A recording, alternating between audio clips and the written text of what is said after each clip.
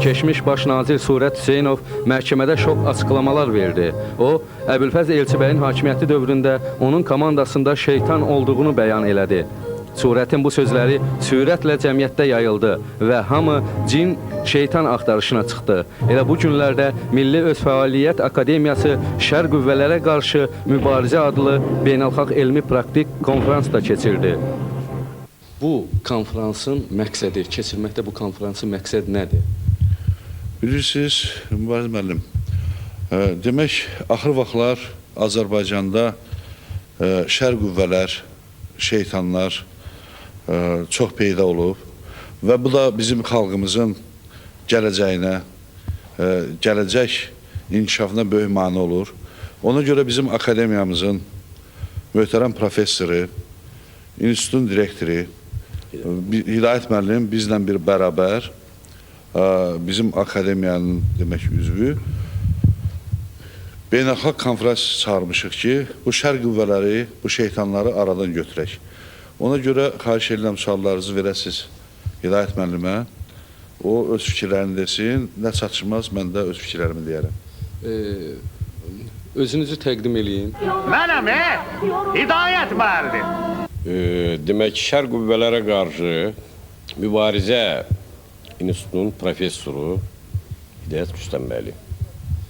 Lap yaxşı. Bu beynəlxalq konferans deyəndə, yəni başqa ölkələrdən də nümayəndələr yəqin ki, dəvət olunub da, mən belə başa düşürəm, yoxsa? Bəli, beynəlxalq konferans deyəndə bu sözün elə özündən aydındır ki, beynəlxalq aləmi özündə əks etdirən böyük bir konferans. Bu da nə ilə bağlıdır? Əsas bu onunla bağlıdır ki, bu şər qüvvələr düzdür, bizim Azərbaycanda daha çox olmağına baxmayaraq, dünya miqyasını bütün güncündə var, fəaliyyət göstərirlər. Bu yaxınlarda ilə mənim özümü Kanadaya dəvət elədilər. Hətta haradasa, yalan olmasın, $1 milyon qədər pul təklif edildilər ki, bunlar eşidiblər ki, mən şər qüvvələrə qarşı mübarizə ilə məşğulam, ciddi və onları zərərləşdirməyin yolunu bilirəm. Və buna görə də bunlar mənə təklif göndərmiş. Lakin mən pulun ətəyindən yapışıb, öz ölkəmizi buraxıb, harası getmək fikrində olmamışam. Elə xeyirdir, mən öz ölkəmə xeyir verirəm, öz respublikama, xalqıma. Və bu çox doğrudan son vaxtlar, Mübariz müəllim, mən deyərdim ki, çox böyük bir mövzudur. Mən deyərdim ki, digər elmlərdən əlavə bu sahə daha geniş öyrənməlidir. Daha geniş bilməlidir. Çünki insan dünyasına, cəmiyyətə, bəşərə ən böyük təhlükə bu şər qüvvələrdən gəlir. Bəli. Siz çox düzgün qeyd elədiniz. Şeytan mövzusu son bir həftədə Azərbaycanda da böyük bir mövzuya çevrilib, aktual mövzuya çevrilib. Bu yaxınlarda demək Surət Hüseynov keçmiş baş nazir məhkəmədə deyib ki, bəs Əbülfəz Elçibəyin iqtidarı dövründə onun ətrafında şeytan olub. İndi hamı şeytan əcinə ovuna çıxıb ki, görəsən bu kimdir? Siz bilən, yəni belə bir hadisə olub, bu işdən elmi şəkildə məşğul olan bir adam kimi sizə sual verdim. Belə bir şeytan olub, olmayıb? Hə, Mübariz müəllim, necə yəni? Bizim akademiyamız, yəni bizim institutumuz, Hidayət müəllim başçılıq etdiyi institut, bilavəstə neçə illərdir mütəmadilə bu işlə məşğuldur. İcazə olar mı? Buyur. Əlavə edeyim, hörmətli akademik. Demək ki, vəziyyət belədir ki, Surət Hüseynov bunu elə-belə havadan, boş yerdən götürüb deməyib. Bəli. Demək, o bunu ola bilsin ki, yuxuda və yaxud zahirdə görüb ki, belə bir şər qüvvə var və bu şeytandır. Və bunu Azərbaycan Respublikasının Ali Məhkəməsində zalda deyir. Yatdığı vaxtı yox, sayaqladığı vaxtı yox. Demək, bu şeytanlar həqiqətən mövcuddur. Elə üzr istəyirəm, bir şeytan olub, yoxsa çox şeytanlar olub? Şeytanların sayı hesabı yoxdur. Lakin aşkar etdiyi, surətin hiss elədiyi şeytanın, məsəl üçün, orada göstərir ki, bir şeytan var idi, aranı qatan oydu, iqtidarın başını qatan oydu, müxalifətlə, Elçibəylə iqtidar arasındakı rabitənin qeyri-müəyyənliyini və müəyyənliyini tənzibləyib özü üçün sui-istifadə edirdi. Mən üzr istəyirəm demək, siz təsdiq eləyirsiniz ki, Elçibəyin dövründə yəni onun hakimiyyəti vaxtı onun ətrafında şeytanlar olub. Mən belə başa Mən düşdüm. üzr istəyirəm Mübariz müəllim. Nəinki Elçi bəyin devrində, ümumiyyətlə əsrlərdən bəri Azərbaycan xalqı dünya standartlarında demək şeytanlar, əcinələr başqa sahələrdə inandırırım sizi birinci yerdə gedir. Nəinki iqtidarda, müxalifətdə. Bugünkü gün hətta iqtidarın Mən elə o sualı vermək istəyirdim ki, indiki iqtidarın da komandasında şeytanlar var ya yox? həddindən artıq çoxdur. Eləmi? Hörmətli akademikimiz qeyd etdiyi kimi, bu sahə ilə mən çox ciddi məşğul olmuşam. Bildiyiniz kimi bir qədər lap konkret məsələnin izahını deməmişdən qabaq, icazənizlə Mübariz müəllim bir qədər lap qədimlərə getmək istəyirəm. Məsələ belədir ki, bu şeytan özü canlı bir varlıqdır.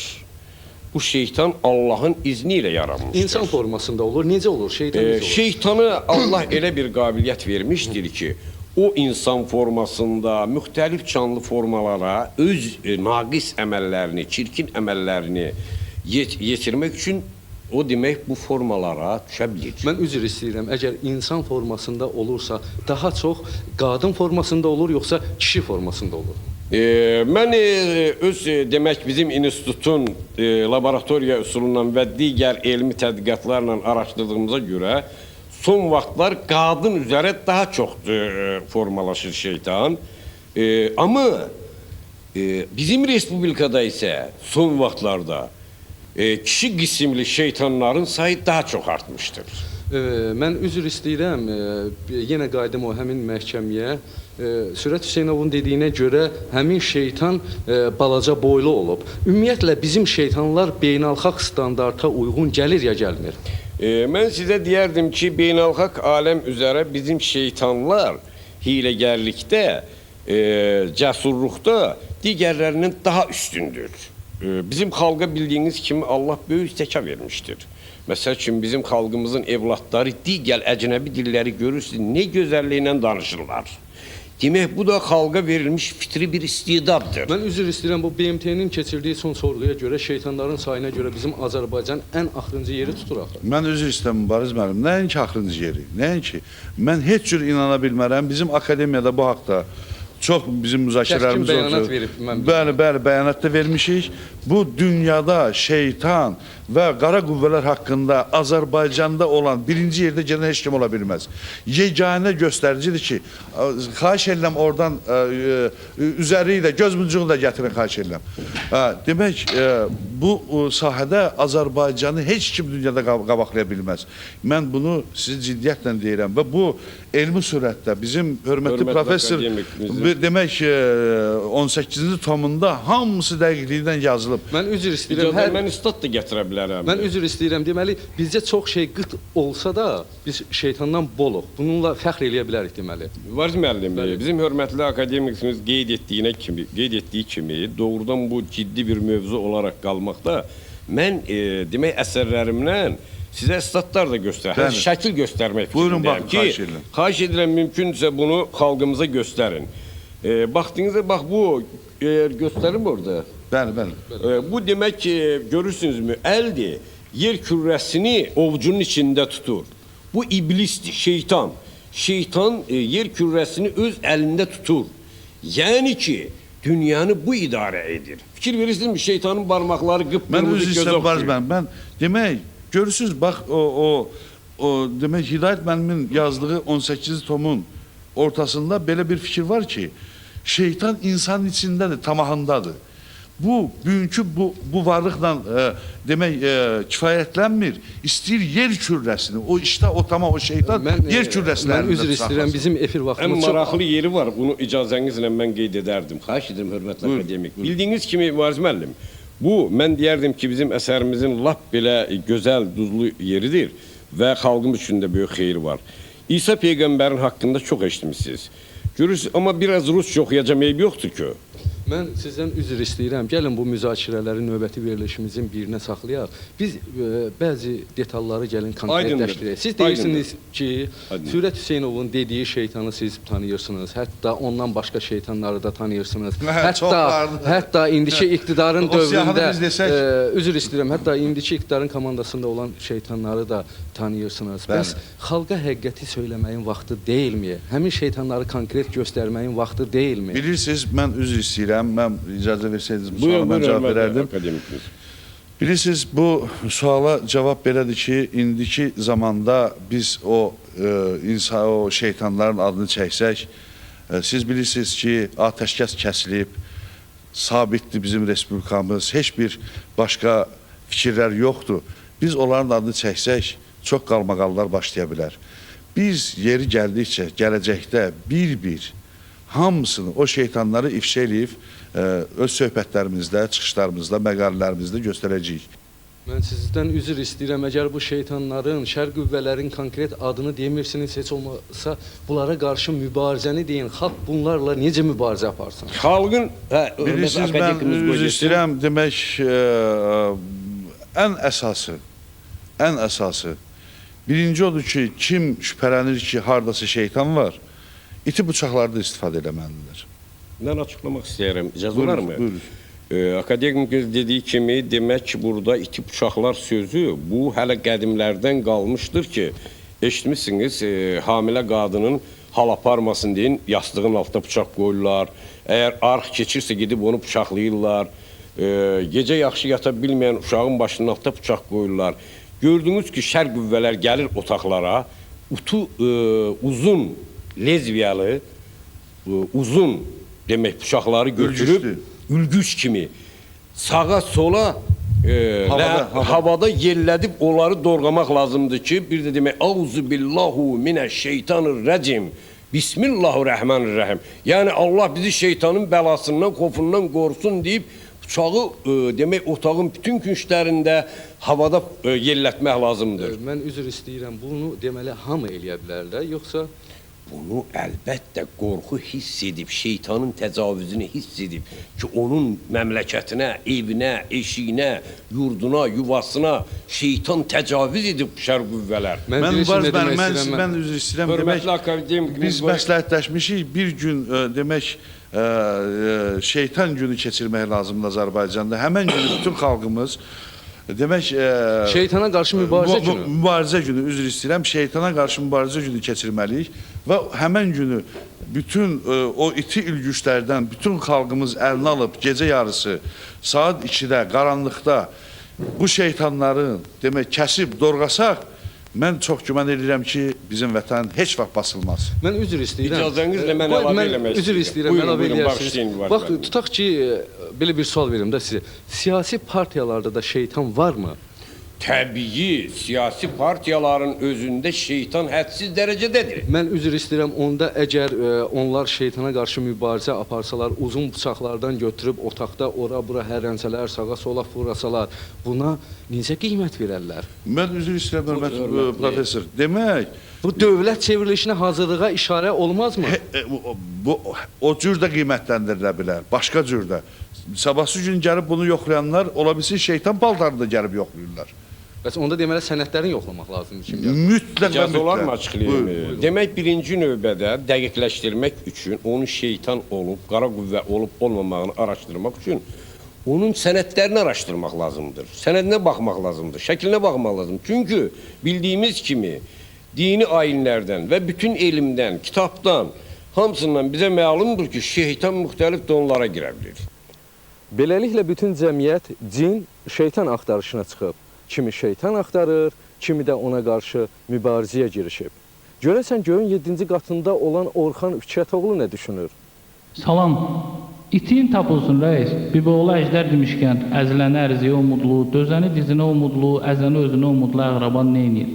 Qabaqlı Raçkapuru indi prosta Mariyanı Həzmirabidən keçirər, nağılı həmişə qıraqda axtarıb yaşadığı torpağından narazı millətini nə badə kitab oxumağa qoyasan. Birdən bunlar da çaşıb kitab oxuyanlar qalarıq belə, peşman olarıq. Necə ki, İngilis kitab oxuyub olub peşman. Sən onlara dey qoy hamısı prezident olsun, nazir olsun, qaz vurub qazan doldursunlar. Kitab zad oxumasınlar, zibilə düşərik, el içində xar olaraq. Kitab pis şeydir. Sən heç görmüsən ki, Çinli gedib kitab oxuya. Sən heç görmüsən ki, Uruz kitab oxuya. Alver yaxşıdır. Bir də siyasətçi olmaq yaxşıdır. Bir də özünü fikirləşmək yaxşıdır. Bax, var idi Araz çayı 15 min halal kolxozçu balasını saqqallı inəkli şair eləmişdi. İndi İrana telefon məftillərini satıb əvəzində saqqallı avtofa aldılar. Vaxt var idi Türkiyədən gələnin maykasını kəsib tütüyə kimi qapı-qapı paylayarlardı. İndi türklərə dönər kebab kimi baxırlar. Vaxt var idi Topxana meşəsinə görə meydana çıxardılar. İndi özləri meşəni Rusiyyətə satıblar.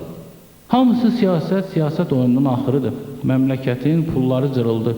Bilmirəm görmüsən ya yox, ölkədə bütün Məmməd Əminlər yamaqlıdır. Yamaq fəlsəfi şeydir ya.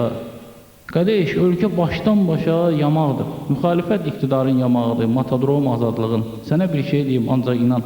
Sabah saat 11-də karlar yığışıb sənə desələr ki, ölkədən firavanlıq səsi gəlir, inan. Çünki körlərin ölkədə gördüyü firavanlığı karlar doğrudan da eşidə bilər. Müxalifət qabaq bir partiyalı idi, indi çoxalıb. O gün Pənah bəy də özünə bir partiya açdı. Deyirəm, bir yekə dədənin yemədiyi qarpuzu 10 balaca bəbə yeyə bilməz, mənə inanmırlar. Bütün dünyada cəmaat birləşir, bunlar ayrılır. İqtidar elə bir dənədir, ona görə də iqtidardır. Yoxsa bunların hərəsi özünə bir ustul tapıb. O bununla küsür, bu onunla. Güya ki, küsüb barışmaqları böyük bir hadisə zaddır. Son vaxtlar böyük bəlalar qalıb böyür üstə. Siyasətçilərimiz ölkə daxilində iqtidarlı müxalifətli siyasi manevrlərlə məşğuldular. Ay balam, bizim nəyimizə lazım, siz kimsiz və hansınızın başı hara qədər işləyir? Bizə qarın dolusu çörək, azad olmuş torpaqlar, bir də hüquqi və siyasi stabillik lazımdır. Vəssalam. Tubuşun nəyini lazımdır ki, Yapla Amip kimdir? Zəroş nənə nə bilir ki, Əbülfəz Elçibə ilə Etibar Məmmədov haralıdır? Ya Ələskərin nə vecinədir ki, İsa Qəmbər eynək taxır? Nəsə, rəis, ölkə yuxarıdan yamaqlı görükür. Özündən müğayət ol, deyəsən soyuqlar düşəcək. Sağ ol. Hə, yadımdan lap çıxmışdım. Son vaxtlar ölkədə şeytan axtarışına başlayıblar. Qardaş, güya ki, bütün problemlərimizi həll etmişdik, bircə dənə şeytanımız qalmışdı. Onu da sənə deyim ki, şeytan bizə baxanda sən deyən də qorxulu mərəz deyil ha. Çalışın özünüzü elə aparın ki, şeytan sizi axtarmasın. Şeytandır, şeytandır ha, tutsa o söz. Sağ ol.